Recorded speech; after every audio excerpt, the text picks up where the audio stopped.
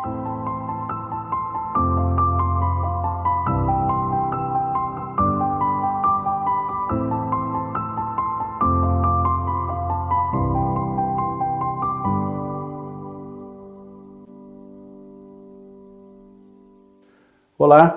tudo bem com você?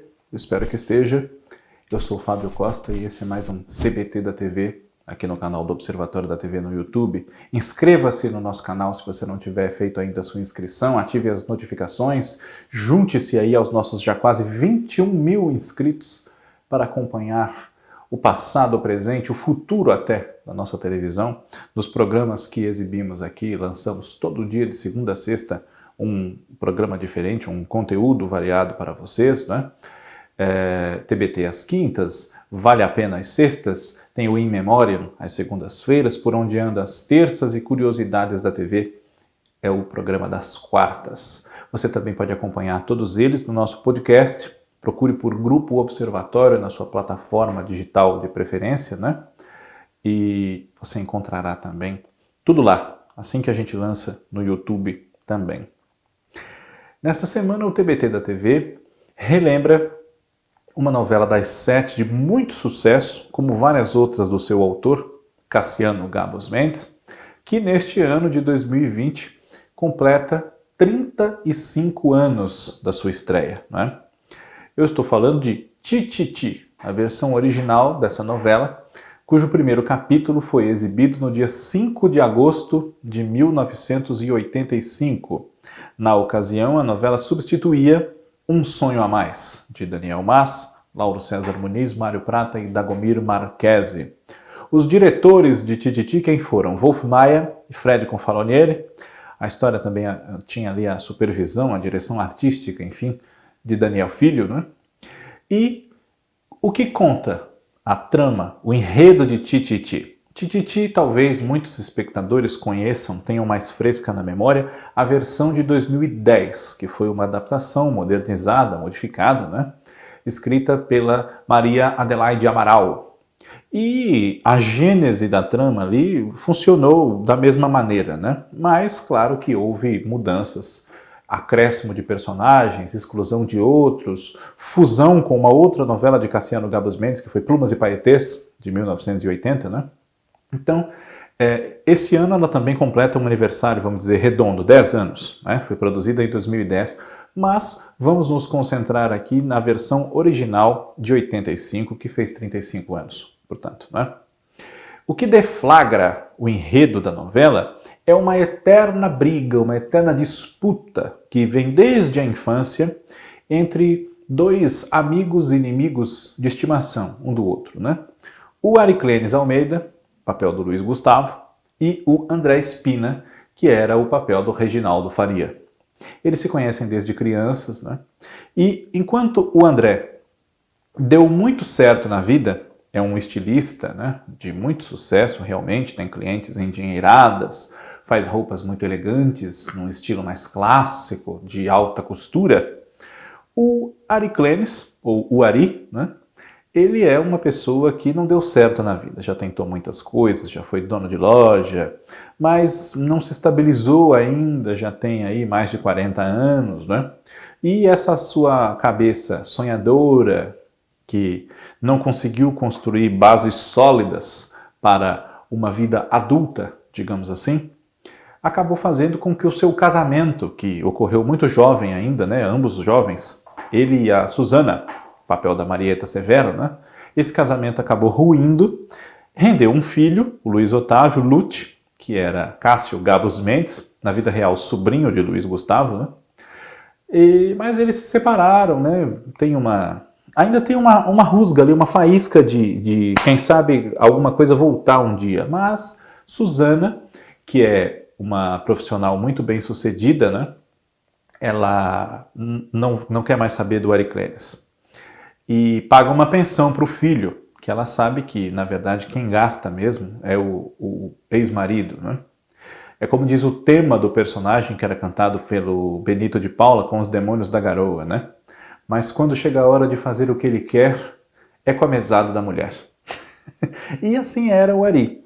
Ele tinha uma relação de muito carinho, de muita amizade, né, com uma senhora que ele encontrava num asilo, né? Ele ia lá ao asilo conversar com essa senhora idosa, que ele chamava de tia, de titia, de tia, que era interpretada pela Natalia Timber. E ela, já um pouco senil, né, tinha uma grande habilidade, que era de fazer vestidos muito bonitos, modelos que não se via na vida real em escala humana, né, para bonecos e bonecas. Vestia muito bem ali as suas bonequinhas e um dia apresentou um boneco, também vestido ao estilo que ela gostava de fazer, né, para o Ari, dizendo que aquele era Victor Valentim, o príncipe de Espanha.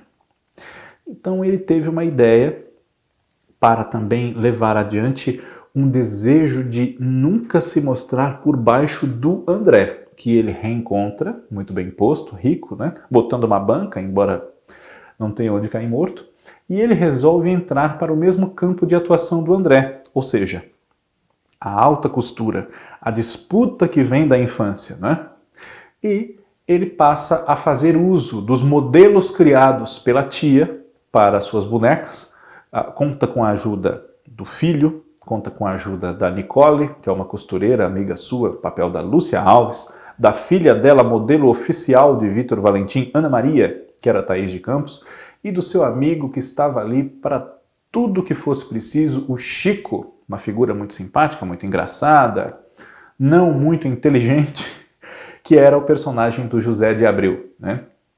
Essa turma enfrenta Victor Valentim. Aliás, essa turma de Victor Valentim enfrenta André Spina. Mas André Spina era o nome real desse costureiro, né, que se apresentava no mercado de moda com outro nome mais elegante, né, um nome afrancesado, Jacques Leclerc. E era assim que ele era conhecido pelas madames da alta que frequentavam seu ateliê de costura, né? Ele se mostrava com bastante trejeitos, muito afeminado, para que os maridos eventualmente pensassem que ele era um costureiro homossexual e não representava assim nenhuma ameaça, né? Mas na verdade ele era um mulherengo, conquistador, inveterado, que levava no bico as suas clientes, muitas madames da sociedade paulista. Novelas passavam em São Paulo, né? E André Spina, a pessoa que está por trás de Jacques Leclerc, não era homossexual, muito pelo contrário. Era um grande conquistador, né, como eu disse, e tinha uma vida um pouco traumatizada pelo lado da mãe, porque ele foi deixado pela mãe quando era criança, e quem o criou fazendo as vezes de mãe foi sua tia, Dona Júlia, que era o papel da Yara Cortes.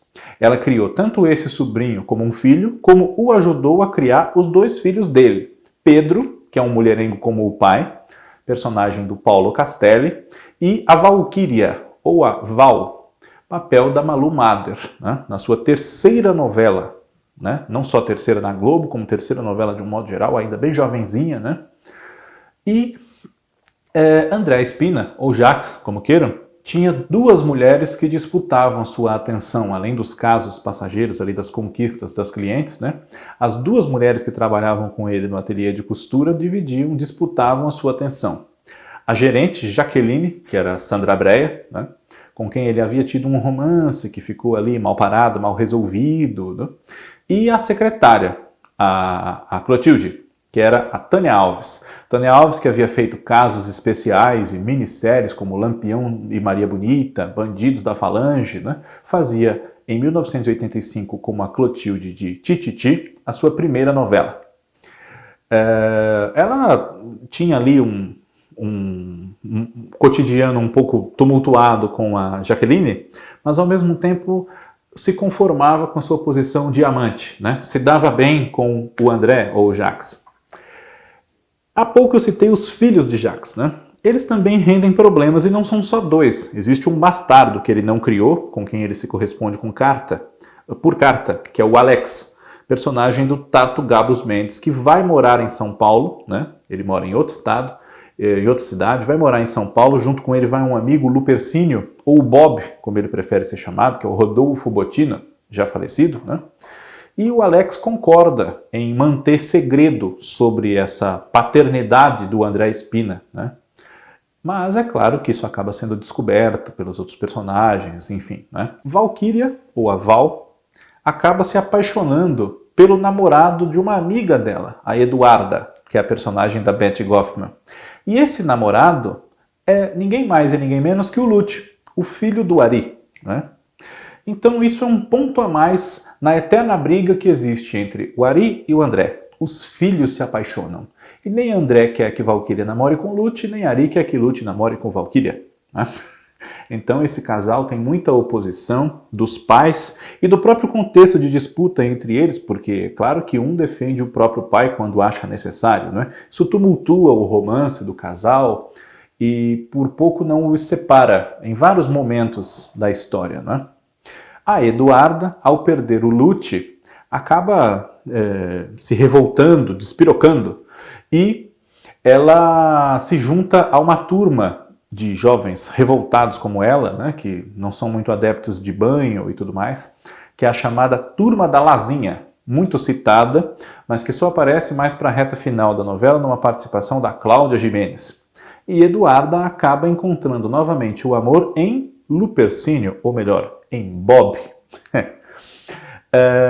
O outro filho de Ari, ou melhor, de André, o Pedro, ele é um conquistador como o pai e já levou na conversa uma funcionária do ateliê de Jacques Leclerc, a Marta, interpretada por Aracy Balabanian, um pouco mais velha do que ele e tudo, mas ela se iludiu, embarcou de cabeça nesse romance com o rapaz que, como a gente diz popularmente, a usou e depois jogou fora, né? Ela é muito ressentida por esse fato, né? E acaba arrumando um emprego para sua filha Gabriela, que era o papel da Miriam Rios, também ali com Jacques Leclerc, porque ela tem um plano de vingança contra Pedro e contra o próprio Jacques, né? Mas Gabriela, que acaba se casando com Pedro ao fingir uma gravidez, tumultua a vida dele, a novela toda, mas eles, é claro, que acabam se descobrindo apaixonadíssimos. E aquele plano de vingança se converte em um ex-amante, um ex-namorado, que seja, um ex-caso de Marta, tornando-se seu genro, efetivamente, com todo o amor e com toda a consideração pela Gabriela, né? Eles tinham um tema muito famoso, que é o Lover Why, salvo engano meu, né? Que quem assistiu a novela ouve essa música e lembra do casal, que inclusive gerou muito ciúme do marido da Miriam Rios na época, que era o Roberto Carlos, né?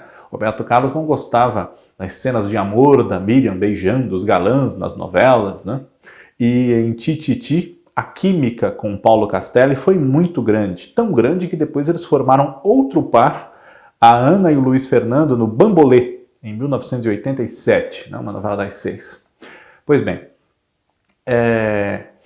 além dessa história que envolve as muitas mentiras e trapaças aí para mascarar a origem das roupas revolucionárias, sensuais, do Victor Valentim, que se passa por um espanhol sedutor também, né?